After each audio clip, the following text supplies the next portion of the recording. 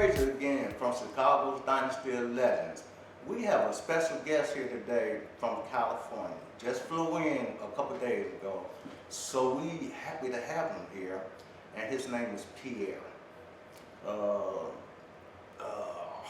Nice old R&B record back in the days, and they burned it.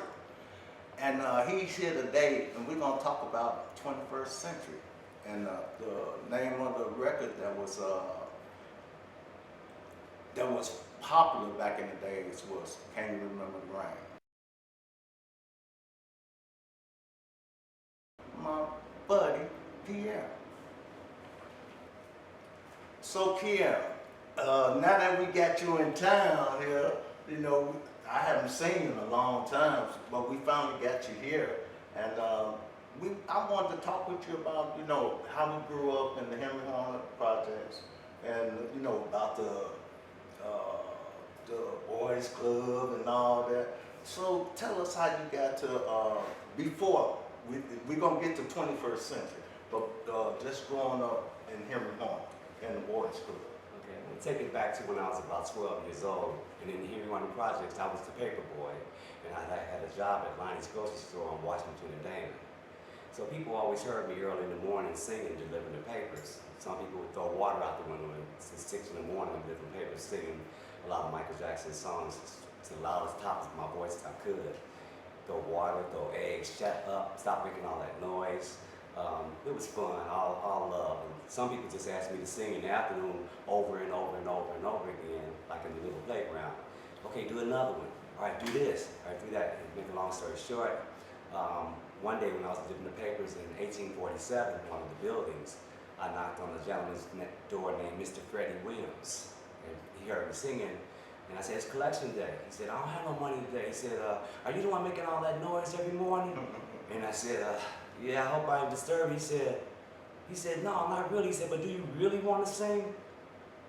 I said, "I thought I was really singing." And he said, "Well, no." He said, if you really want to sing, I need you to come to Malcolm X starting tomorrow night about 6 o'clock, and you'll have to rehearse with me every day. He said, "Can you handle that?" I said, "Oh, yeah, I'd be honored." So I started going to Malcolm X College, and in the boiler room downstairs, we would rehearse, maybe sometimes 6 to 7 hours a day. And I tell you, this was extra long because it went on for about a year. Just a black room, sometimes on the stage with mirrors in front of us, mic stands in front of us, learning how to do choreography. I was a terrible dancer. I was stiff like a robot. But I could sing a little bit. I thought I could. I'm saying I thought I could because Freddie would make me sing things over and over again, sometimes 100 times, 1,000 times sometimes. I started crying. It got to that point. I mean, remember I was 12, 13 years old, 12 years old. And he said, "What are you crying for?" I said, "This is the 100th time." I said, "Man, I thought I did it. I can't even talk no more." And he would say, "Do it again," and just keep doing it again. He said, you're gonna thank me later on." So months would go by, and I go, "Isn't it later on by now?" He said, "You're still not ready." And I'll tell you when you're ready. So a year went by. It was 4 of us. Myself, Freddie Williams, Alfonso Smith, and Tyrone Moore. So it was just 4 of us. And we were called Truth, T-R-U-T-H. But we were a part of a bigger, larger group than we were. We were called part of the Spidell Productions, a band called the Wild Bunch Band, featuring Mr. Daryl Ellis, rest in heaven right now. Just a wonderful band, equivalent to Earth, Wind & Fire, who grew up in the building next to us in 1850. And then I had to touch on that note a little bit with Earth, Wind & Fire. My sister used to sing with them. Anyway, go back to the 21st century. We weren't 21st century, we were Truth. And we opened up for the Spidell. They were the stars of the show, and they were excellent and hard to get in the show with these guys because they were so sharp and they had been around a long time. I was new to this. But our very first show at the Boys Club, I'll tell you about that show. A producer came in. He used to be part of the group with the Wild Bunch Band many years ago, but he was in California, and he kept calling Freddie saying, "Hey man, get a group together. I'm coming to see you. I'm really looking at the Spidells, but if you can get a group together, I might check you guys out. I'm just not promising you anything." So Pierre, the Spidells, who all in the Spidells? Was Tyrese? Well, before Tyrese was in the Spidells, I remember being Nezra Edwards, who was Nettie, Sydney Edwards is her brother. Come on, Pierre. Come on, Pierre. So, did Bobby Brassfield have anything to do with those productions and the one that used to cut hair? He passed a couple of years ago. I'm not certain if I know that name, but it rings a bell. But I didn't finish the names of them. Okay. Maverick Webster. Maverick. Maverick was one of them. Teddy, who's passed on now. I may be missing someone, but later on they changed members.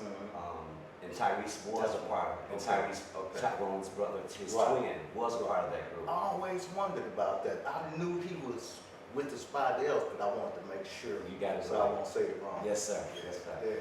So tell us a little bit about, in the Boys Club, and you had mentioned about Earth, Wind, and Fire.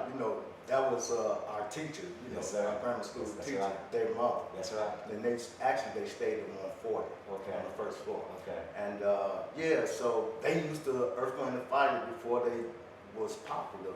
They used to do shows behind the Boys Club before they built the pool back Well, my sister was singing with them, yeah. Right. Her name is Karen Johnson, and she was the one hitting those very high notes. Oh, okay.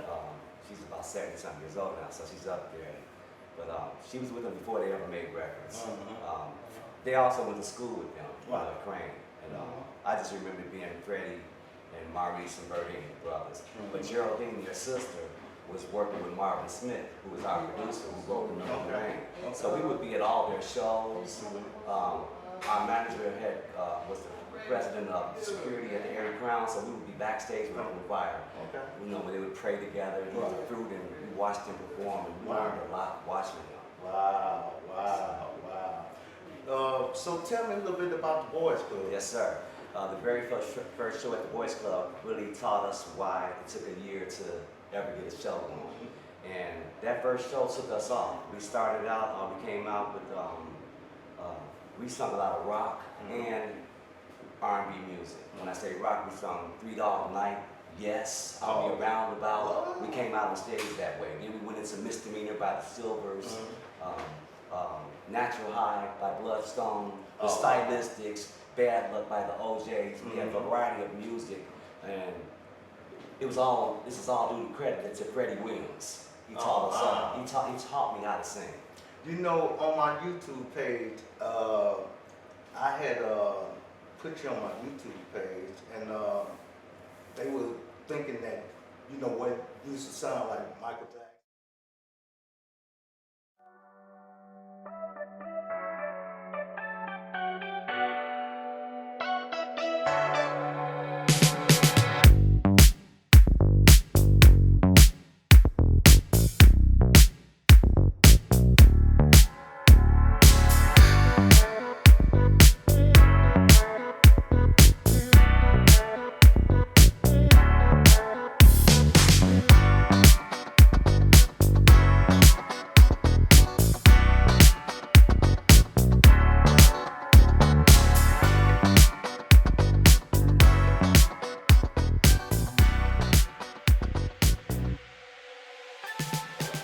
Wakefield.